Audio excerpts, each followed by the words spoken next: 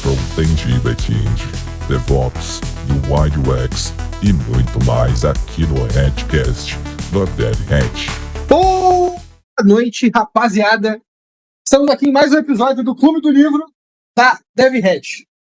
Caralho, vocês estão ouvindo isso? Não é possível. O quê? Mano, um helicóptero. Eu só escuto a marginal mesmo. Pô, mano, o alto, velho. Tá maluco. Bom, beleza, ele passou. Então, família, vamos lá. Hoje a gente vai falar sobre... Vai continuar lendo o livro do Clean Code, né? Dessa vez no capítulo 10, onde a gente fala sobre classes. Hoje a gente tá aqui com o Domingueira. Fala aí, Domingueira. Olá, bom dia. A gente tá com o Munitar. Alô? Com o Pilo. Salve, Pilo. Salve, Hoje salve. eu sou mais um. Aí, beleza. Com o THZ. Salve. Com o Uva Parça. Salve. E com o Matt. Salve. Obrigado, família. É nóis. Tá. Vamos lá. Todo mundo leu? Se alguém não leu, já prepara o pescoço aqui pra tomar um pedala. Prepara, Lucas. Tô brincando. Sim. Tá, o que vocês entenderam desse capítulo antes da gente começar, né? Aquela pergunta básica. O que vocês entenderam? Vocês acham que aplica na nossa realidade ainda? Você acha que isso aqui é totalmente ultrapassado? O que vocês acham, família? Acho que é meio parecido com função, né? Eu ia falar isso, tem conceitos bem que se aplicam a classes que lembram muito função. Tipo, pequeno, direto, ou com contexto. Mas que não se aplica muito no que eu vejo por aí também. Como assim? Não sei se entendi. Não, porque classes sucintas, pequenas, etc. E no back-end, pelo menos, tem classes, controllers e services com diversas coisas, né? Então, não é exatamente o que segue no livro, assim, em todos os lugares. Mas o nível de abstração que o Uncle Bob traz nas classes dele, eu vou chamar até de exagerado. Quando eu estava lendo esse capítulo, eu abstraía muito esses conceitos para o conceito de componente. Né? Quando você cria uma classe nova para lidar com uma parada, eu penso que eu estou criando um componente novo para lidar com algum comportamento, ou lidar com alguma coisa interna que tem dentro do meu componente. E é aí que começa a ficar esquisito. Porque existe uma certa profundidade que a gente adentra em abstração, no sentido de, tipo, de agrupar lógica em outras camadas, começa a ficar meio desagradável. Então, assim, o Uncle Bob tem o seu valor, mas eu acho que a gente vai bater bastante nele aqui hoje. Que essa é a realidade. Primeiro, se a gente for seguir, né, a gente tem aqui já organização de classes. O que é a organização de classes, né? Ele fala sobre a ordem de declaração e também a ordem de declaração de métodos. Falar para vocês, quem trabalhou comigo no front-end sabe, eu sigo quase isso, não exatamente do jeito que ele tá falando, até porque no front-end não é classe, né? Pelo menos não mais. Mas assim, eu acho que é de comum acordo de que é uma boa prática você sempre declarar as variáveis em cima, as funções embaixo. Certo? Alguém discorda? Certo. E aí tem uma maior. Pode falar. Pode rolar. Eu concordo, mas assim, uma questão que eu não conhecia é que ele fala aqui que as variáveis privadas vêm antes das públicas, né? Eu não tinha conhecimento desse detalhe, mas da variável em cima meio que já internalizei já. Então, tipo, na verdade, ele até cita em algum momento, que eu não lembro onde, que é até esquisito quando a gente pensa no conceito de variável pública, né? Por que eu preciso de uma variável pública? Se a gente for parar pra pensar, sabe? É esquisito. O que é uma variável pública? É uma variável. Mas por que eu não tenho um getter pra ela? Por que existem getters, né? Acho que é uma boa pergunta. Por que existe getter, família? Por que a gente não acessa a variável diretamente? Às vezes porque tu não quer que ele tenha esse acesso, ou que tu não consiga editar de uma maneira direta, ou até, sei lá, para poder desacoplar alguma coisa. Muito bom, Pilo. Na verdade, você falou uma palavra interessante, que é a alteração. Pelo menos até onde eu me lembro, no Java, se você deixa uma variável pública, você pode alterar ela, e você não quer isso. Às vezes. E tem uma outra.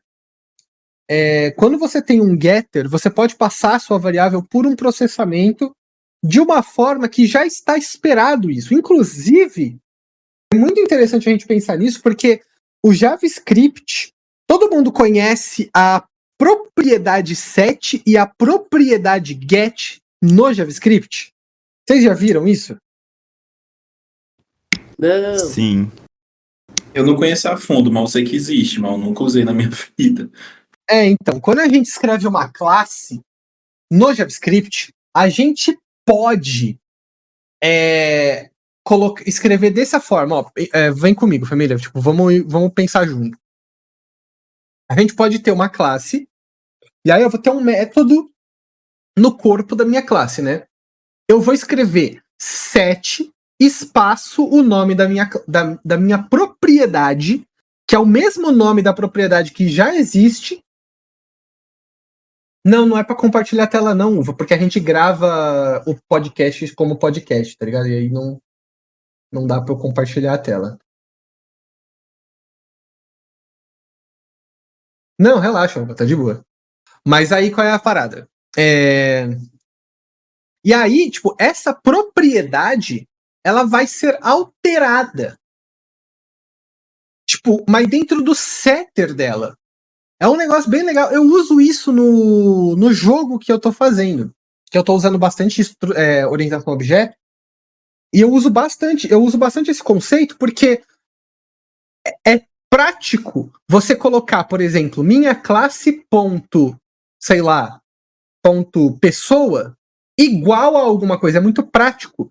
Só que o JavaScript, com os setters e os getters, dá pra gente agora ferramental para que a gente possa colocar métodos, né, vou colocar de filtro, de tratamento, na verdade, dessa nova propriedade que está entrando, sem obrigatoriamente ter que criar um método para isso.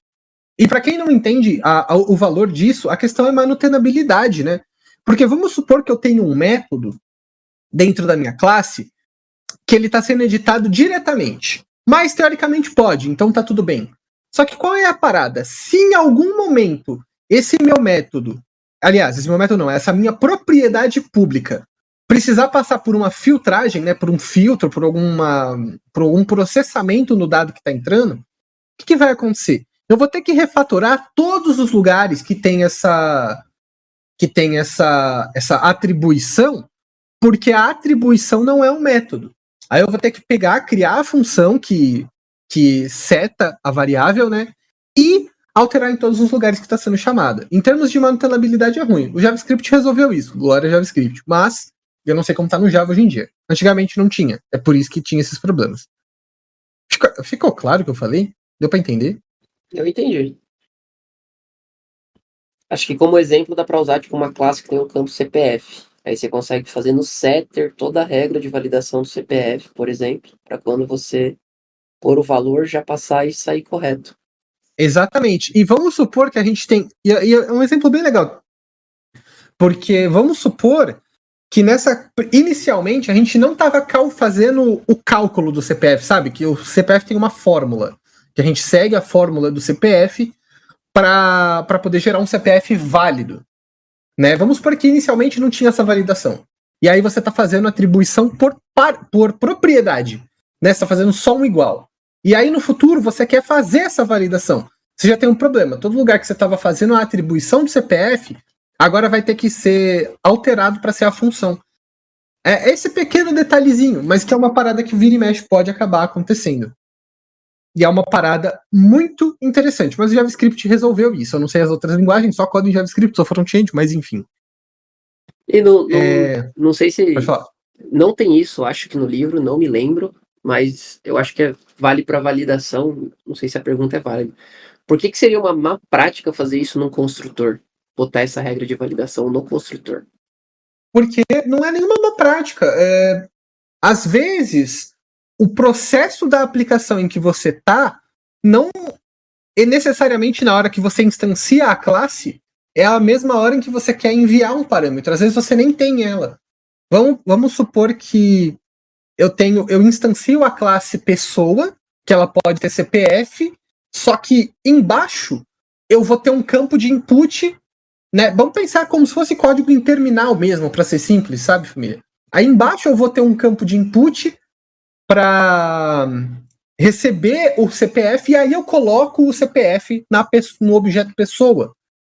Entende? Tipo, não é uma questão de uma prática. Às vezes pode ser que faça sentido, mas às vezes você ainda não tem a informação que você precisa na hora que você instancia a classe. É simplesmente isso.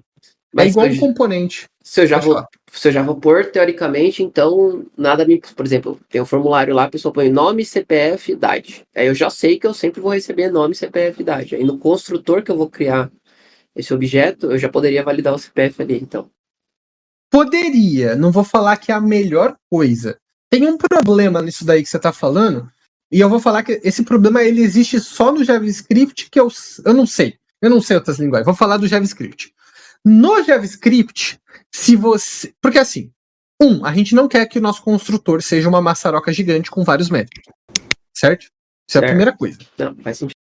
Então, vamos supor que eu preciso... Para cada um desses campos que você citou, eu preciso validá-los. Aí eu vou ter que criar métodos para fazer essa validação. Não é o fim do mundo. Mas pode ser que seja mais prático eu só ter uma instância vazia e colocar as coisas dentro da minha classe aos poucos. E isso é uma outra coisa também interessante, porque em termos de leitura, a gente está falando de 3 propriedades. Às vezes pode ter classe que vai ter muito mais propriedade do que apenas 3.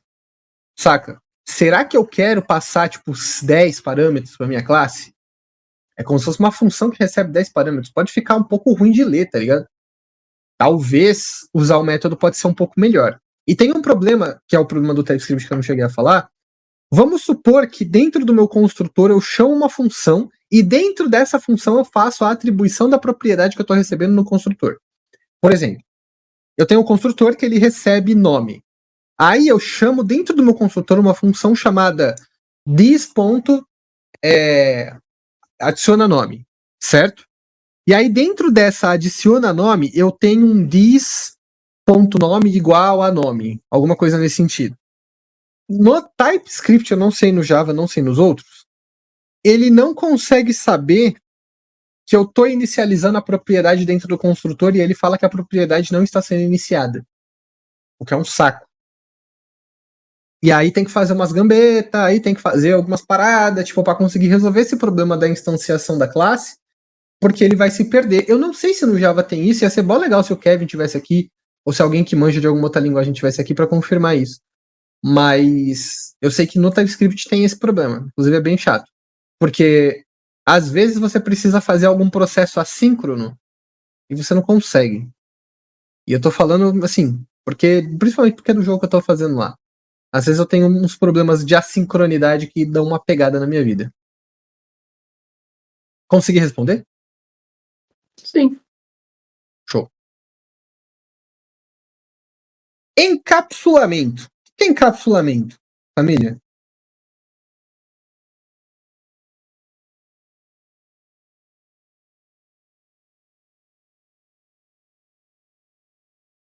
Aí, Tora. Não, é proteger os dados dentro da classe, né? Dentro da cápsula. Mais ou menos isso. É isso aí mesmo. É você conseguir proteger as suas informações de dentro da classe de uma forma que elas não possam ser alteradas de forma inesperada e que quebre até o processo de como a sua classe deveria funcionar. Isso se aplica hoje em função. Isso não tem nenhuma relação com função, Se a gente for pensar em JavaScript, nossa, o negócio vai ser muito diferente daquilo que a gente está acostumado a ver. E a gente poderia talvez até falar de Class Component com React muito antigo. Mas, cara, isso quase não existe mais. Só quando a gente está falando de orientação a objeto mesmo, em algum aspecto.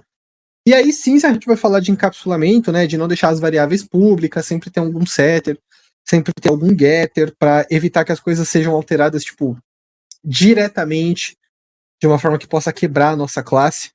Mas, cara, é muito difícil a gente usar, eu não sei. E THZ, quando a gente tá usando lá no back, tá tendo um encapsulamento? Você consegue falar isso aí? Tá, as entidades é tudo privado, tudo read-only, na verdade. Isso não Eu ia comentar isso, acho que o read-only se encaixa no TypeScript, né? É que Sim. o read-only no TypeScript, se eu não estou enganado, é como se você fizesse um private e um get ao mesmo tempo, assim. Pelo menos é assim que eu vejo ele funcionando. Uhum. É bem isso aí mesmo. Não, mas pera, ele não é private. O region... Você não consegue dar o set, né? Então ele é Isso. Ele é tipo. Mas ele não é o public e não é o private, no caso. Mas o que eu digo assim, é um private que você não vai conseguir acessar de fora e alterar e etc. Mas ao mesmo tempo tem o método get que o private não teria. Sim. Seria um protect, mais ou menos, se fosse pensar em Java? Em Java? Não, o protected, ele você só consegue acessar a variável dentro do escopo da variável. Então, vamos supor que você tem uma classe X e você tem uma classe que estende X que se chama Y.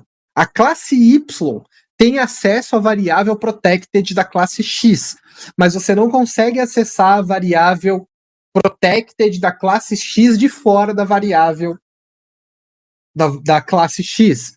Aliás, fora da estrutura.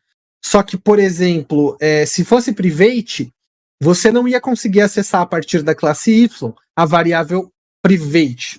Consegue explicar? Eu espero que não tenha ficado confuso. Sim. Eu lembrei já também, no meio da explicação. Tá. Tá, capsulamento. Cara, família, encapsulamento, trocando em miúdos, é sempre sobre a gente manter a proteção das nossas informações, sabe? Tipo, é basicamente isso. Se as nossas informações estiverem de uma forma que elas não podem ser alteradas de forma besta e quebrar a parada toda, tá tudo certo. Aí aqui ele fala, classes devem ser pequenas e tem um código que pega quase 2 páginas inteiras. Mas ele tá usando como um exemplo no que ele cita até aqui, né, de superclasse ou do que a rapaziada chama de classe Deus. Mano, de verdade, família, quem fizer um negócio disso aqui vai tomar um tiro. Em algum momento vai tomar um tiro. Ixi. Não é possível, eu não consigo aceitar um negócio desse aqui. Isso daqui pra mim é um excelente indício de que a gente tem alguma coisa errada acontecendo. Mas, e aí a gente pode até ter uma dúvida. Pô, Ale, mas uma página, ela não tem muita coisa dentro dela? Sim. Só que uma página tem muita coisa dentro dela, só que muitas das coisas que estão dentro dela tem outras coisas dentro delas. Então, assim, o que aconteceria em um mundo? A gente tinha, tipo, a gente teria 100 coisas que tem numa página. Mas, na prática, a gente teria 10 coisas sendo usadas dentro dessa classe, ou dentro dessa página, e cada coisa tem 10 coisas importadas dentro dela. Entende? O que eu quero dizer? A gente está dividindo melhor. Sim, Faz sentido, gente, o que eu tô dizendo? faz. Evitar bastante esse tipo de coisa. Você sabe o que é isso aqui? Assim, eu sempre exporto esses conhecimentos pro conceito de... Pode falar, Monitor. Uma coisa que eu ia falar, tipo, isso lembra muito aqueles exemplos que a galera coloca na internet de componentes com muitos variáveis de estado. Exatamente. E tem uma outra. Pensa numa página. Uma página que tem muitos componentes. Aqui na DevHat, eu sempre incentivo vocês a fazer componentes que compõem a página de vocês. Por mais que esses componentes sejam específicos para a página em questão. Porque aí a nossa página ela fica concisa. Certo?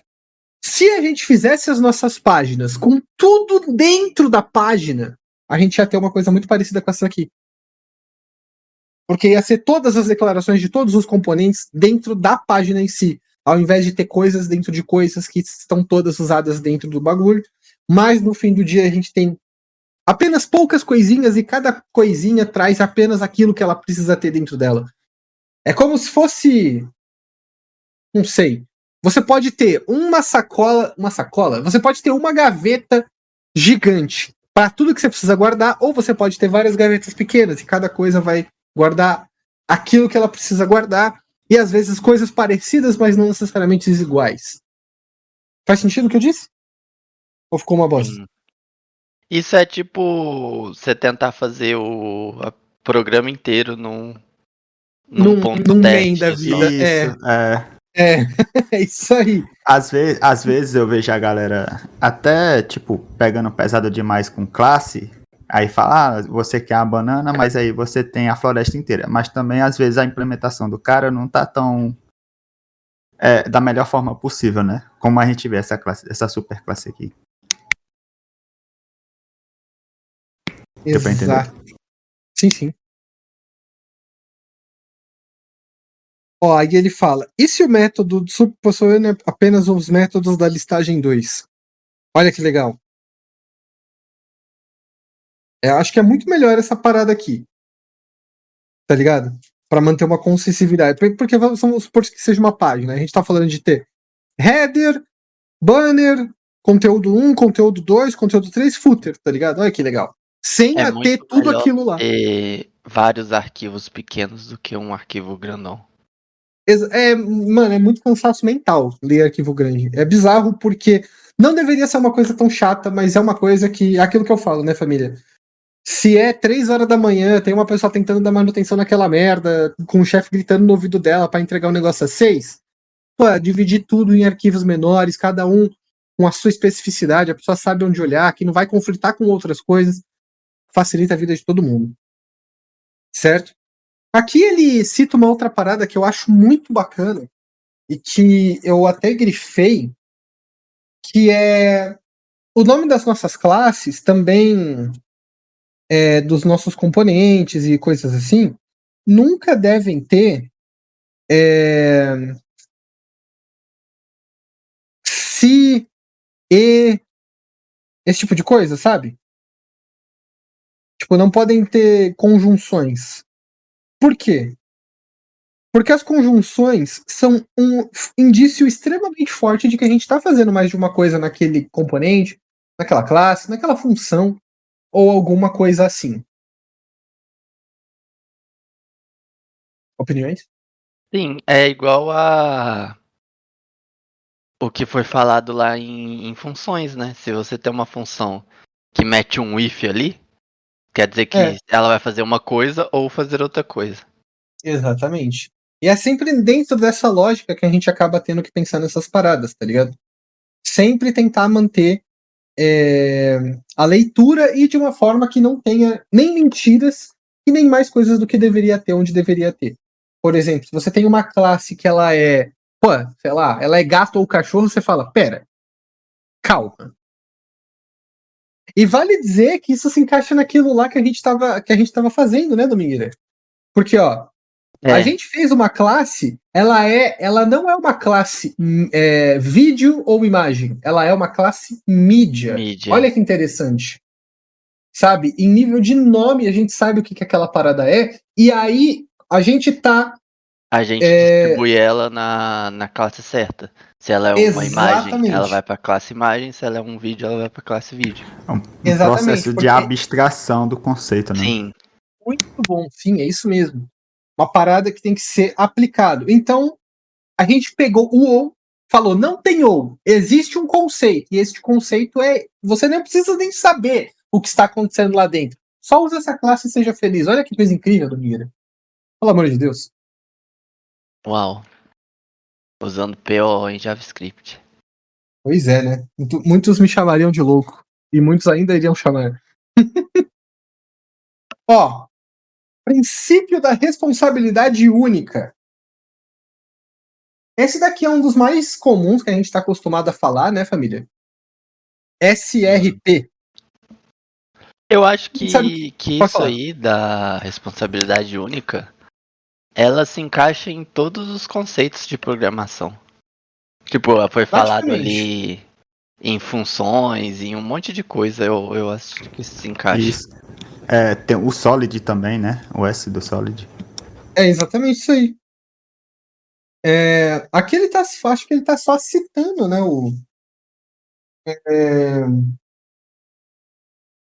o princípio da responsabilidade única, né? E eu acho interessante pegar o que você tá fazendo, Domingueira, e sempre trazer ele dentro desses conceitos, porque é uma parada super legal. Sim. O que você fez, ele traz o princípio da responsabilidade única, porque a nossa classe de mídia, é mídia? Não lembro o nome dela. É, mídia. Então, a nossa classe Mídia mídia, Validator. então, ela tem uma responsabilidade, validar uma Validar a mídia. mídia. É isso aí, acabou. Essa é a responsabilidade dela. A gente não tá colocando mais coisa nela. Tá ligado? E olha que legal, não importa qual mídia ela vai validar igual. Ela vai Olha que validar. bacana. Sim. Isso ela tem uma responsabilidade, essa responsabilidade está clara. E o melhor de tudo, né, que a gente vai até ver pra frente, que ela tá escalável. Se você tiver um outro tipo de mídia, você só pluga ela ali, só pluga. Como se fosse uma tomada. Plugou, acabou. Vai funcionar para aquele novo tipo de mídia. E dependendo da mídia, tipo, se for uma ou outra, ela vai e joga, tipo, a responsabilidade pra mídia específica. Que a Exatamente. mídia específica vai ter só os métodos pra tratar aquela mídia em específica. Fala a verdade, como a orientação objeto é legal, quando a gente usa da forma que precisa, né? Claro. É legal, A orientação objeto em todo É, lugar, de boa. aí dá uma pegada. Aí aqui tá falando coesão. Vocês entenderam dessa sessão aqui? Eu, sendo bem sincero, não sei muito bem o que ele quis dizer.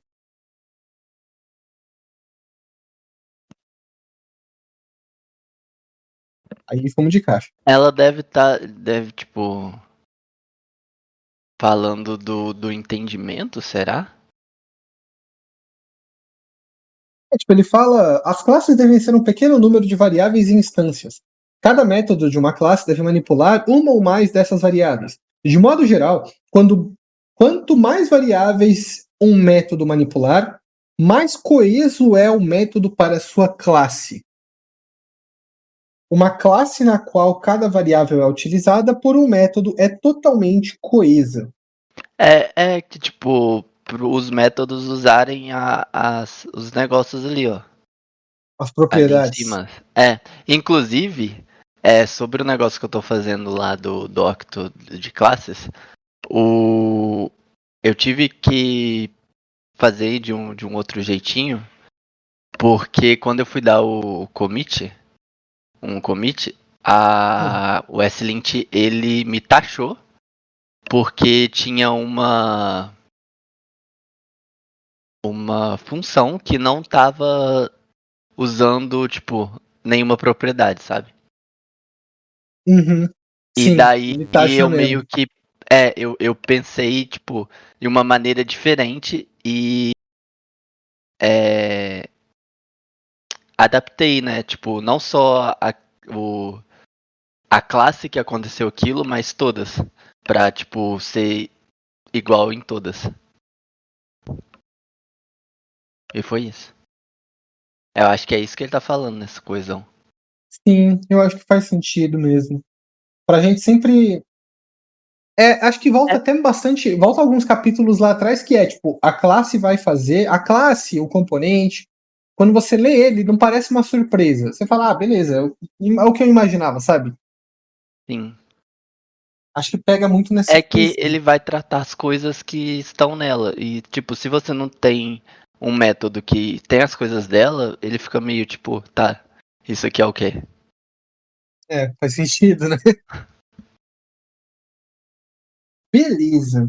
Manutenção de resultados coesos em muitas classes pequenas. Cara, o começo dessa frase parece aula de português. Não tô nem brincando. E aí aqui, ele pega um código horroroso, que é para exibir números primos, e aí coloca em classes que vira praticamente 3 páginas de código de classe.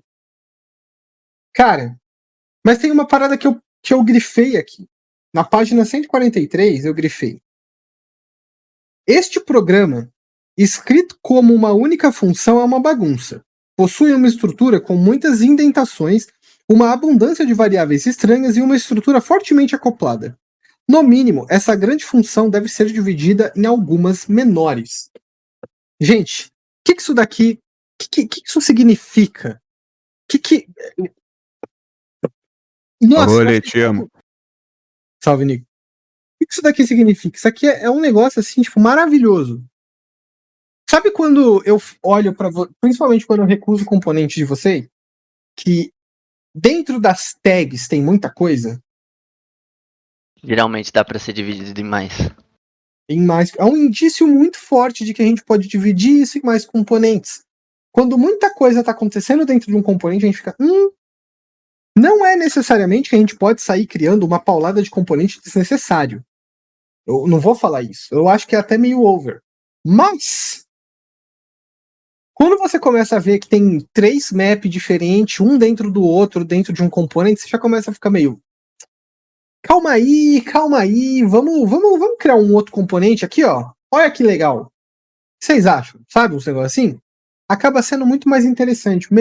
Extremamente melhora a nossa leitura de código e acaba acontecendo isso que aconteceu aqui, né?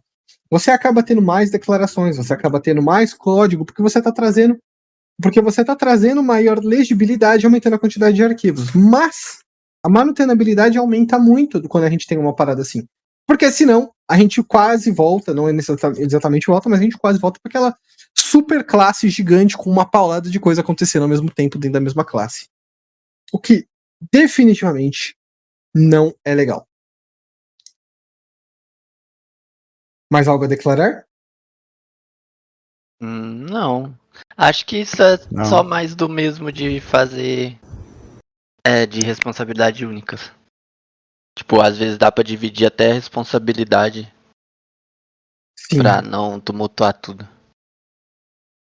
Sim. Quando a gente pensa em princípio de responsabilidade única em componente, é complicado, mas eu concordo com você, Domingueira. É esquisito pensar em princípio de responsabilidade única no componente. Pensando aqui. Mas enfim. Como organizar para alterar? Cara, eu acho que o título do capítulo já diz tudo que a gente precisa saber. Dá pra gente alterar, dar manutenção, no caso, em um componente bagunçado, em um componente desorganizado, em um componente onde tem muita coisa junta, meio que no mesmo lugar, esse tipo de Dá coisa. medo. Dá medo. Dá muito Você vai medo. mudar um negócio e pá. E aí 10 mil quebra na tudo. tela. Exatamente. Então, assim, tipo, eu acho que isso volta lá no começo do livro também, que ele fala da regra de escoteiro, né? Vamos sempre tentar organizar onde a gente tá e deixar o código melhor do que quando a gente chegou nele, né? Sim, eu lembrei. Fala que é melhor ter várias gavetas pequenas com vários distribuídas, né? Do que ter poucas gavetas grandes com um amontoado de coisas dentro. Exatamente. Aí quando a gente fala disso aqui do como organizar e para alterar, na linha 148, a gente tem aqui uma classe abstrata, a gente tem uma classe abstrata, a gente tem várias classes muito pequenininhas, que aqui, eu vou até abrir um parênteses e dizer assim, olha, ele deu um over, tá ligado? Sabe quando começa... Ele criou um componente para exibir um P, tá ligado? Em alguns casos, não em todos. Vocês entendem o que eu tô dizendo? Pera, eu me perdi. Página 148. Ah, A gente tem uma como classe organizar abstrata. alterar. Sim. Sim. A do SQL aqui? Isso. E aí ele tá criando várias classes separadas, cada uma que tem um método dentro, que faz uma pequena coisa dentro, que isso daqui eu vou falar... isso aqui eu vou falar que é meio over. Não vou falar que... eu acho que é muita granularidade aqui. Acho que já vira um exagero, saca? Mas eu acho que dá... mas eu acho que assim, talvez aplicar esse tipo de coisa com prudência, sabe? Evitar granularidade demais, porque às vezes você tá até separando conceitos muito juntos, né, de uma coisa com a outra, mas a granularidade ela é positiva, desde que não exagere. Pô, isso aqui pra mim é um exagero fodido. Sendo bem sincero.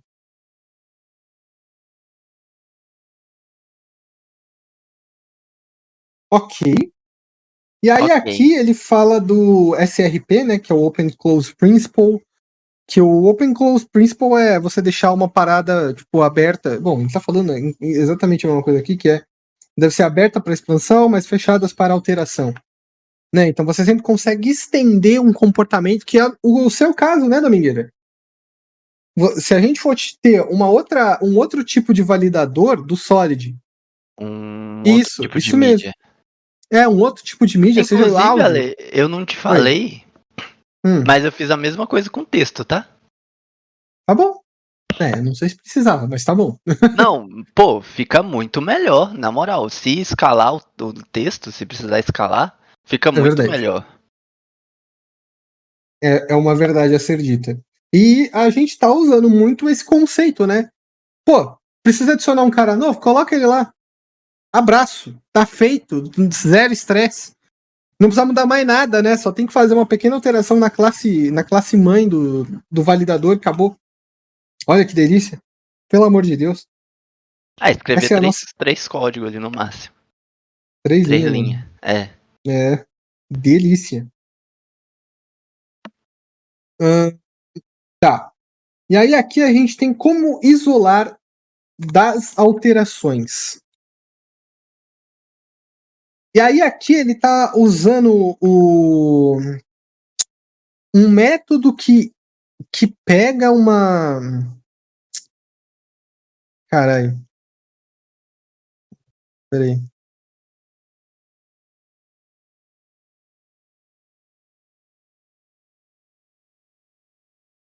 Deu um branco aqui. Alguém lembra dessa parte aqui? O que ele fala exatamente? Como isolar das alterações.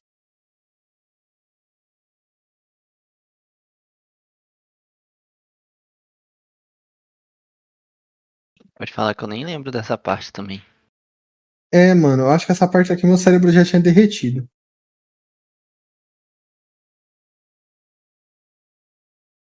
Aqui ele tá... Não vou lembrar. Aqui ele cita que ele tá usando injeção de dependência. Mas quando a gente olha o construtor dele, na real não tem.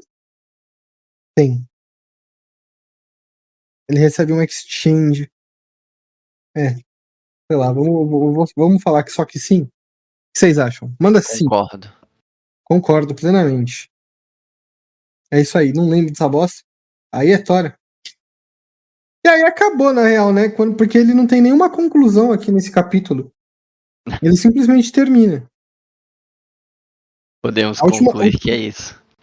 Então, em vez de depender da implementação de detalhes da classe, foda-se, nessa classe portfólio agora é independente da interface que representa o conceito abstrato de pedir o preço atual de um símbolo. Essa abstração isola todos os detalhes específicos sobre... Domingueira! Domingueira! Fala pra mim que se a gente fez... A gente fez isso, né? A gente criou uma... No caso, a gente não usou uma interface, né? No caso, o áudio, o vídeo e a imagem usa uma... File Validator, é uma interface. Sim, mas os dois estendem de Sim. Os dois estendem. Não é exatamente isso que ele tá falando aqui. O que ele tá falando aqui é justamente quando a gente envia pra dentro da classe o tipo que a gente quer. No caso que a gente tem, não necessariamente isso faria sentido, porque a gente queria justamente abstrair esse conceito, né, da validação. Sim.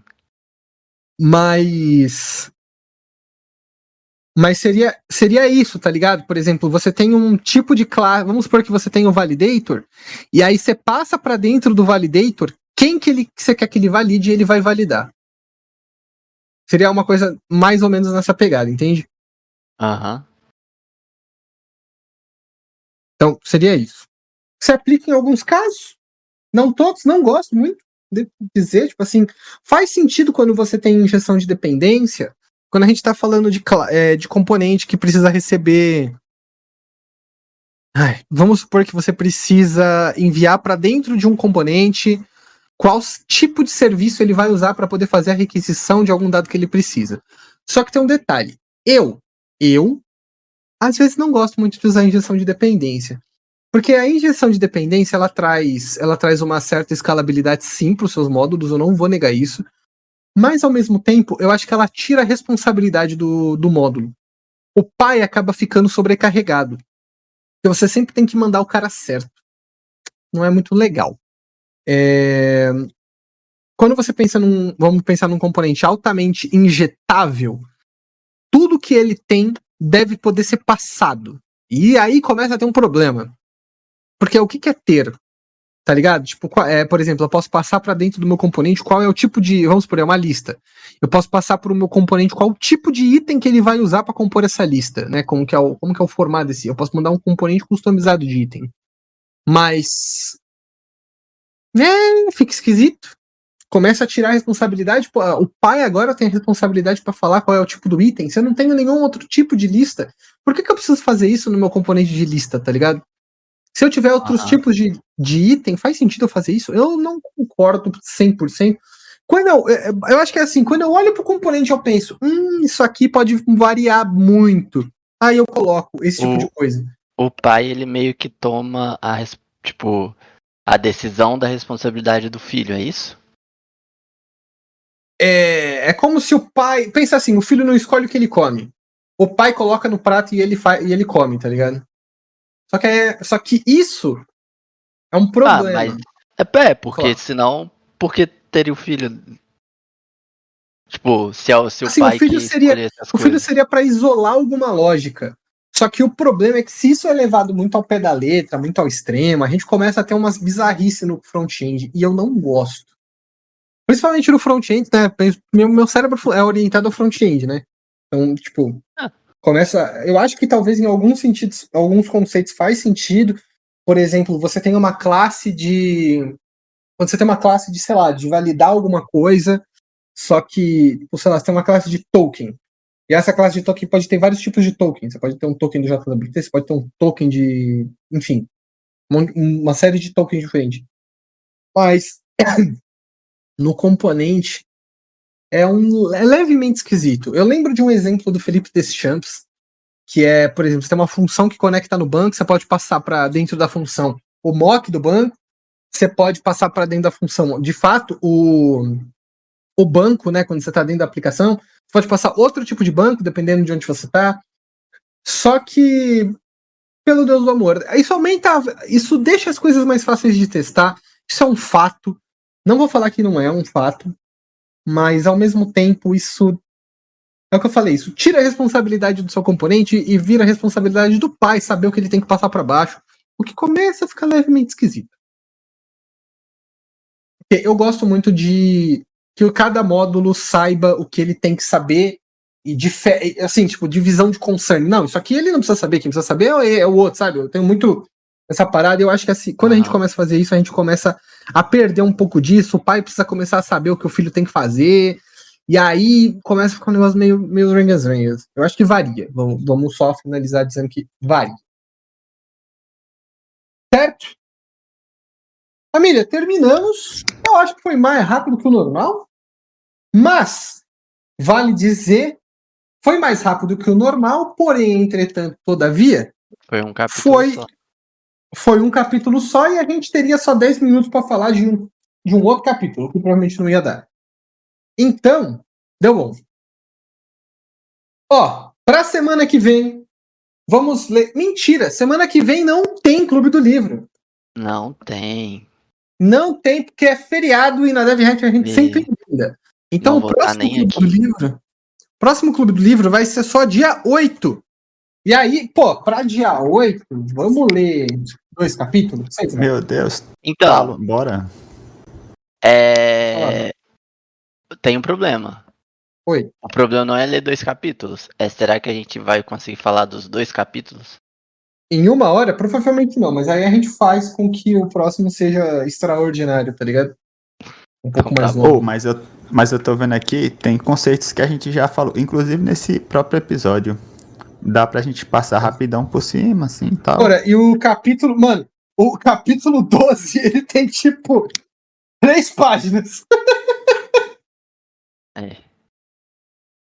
O capítulo 12 tem 3 páginas. Aí é foda. Capítulo. Peraí, deixa eu ver. Calma, porra. Capítulo 3 tem mais páginas do que 3. Caramba, o capítulo 3... mano, eu acho que não dá pra gente falar sobre 50 páginas. Não dá. Possível. Então, vamos ler para dia 8. Vamos ler o capítulo 11, Sistemas, e o capítulo 12, eu não lembro o nome, pera, Emergência. Certo? Certo. E Correto. é isso aí, galera. Muito obrigado pela presença de todos vós. Eu achei a discussão de hoje bastante interessante, apesar de que ela fala muito sobre classes e, bem ou mal, a gente acaba não usando tanta. Tem mais no back, mas, bem ou mal, não é uma coisa que a gente usa tanto assim no nosso dia a dia, apesar de que dá para exportar, sim, muitos dos conceitos pro front-end, que é o que eu mais manjo. Eu acho que esses conceitos dá pra usar bastante em componentização. Exatamente. Concordo Sim. plenamente. Mas, família, então é isso. Muito obrigado pela presença de todos vocês. Estamos finalizando por aqui. É nóis. E falou! Tchau, tchau. Valeu, falou! Você ouviu o Hatcast, o seu podcast de tecnologia. Siga nossas redes sociais. Fique ligado para os próximos episódios e até a próxima.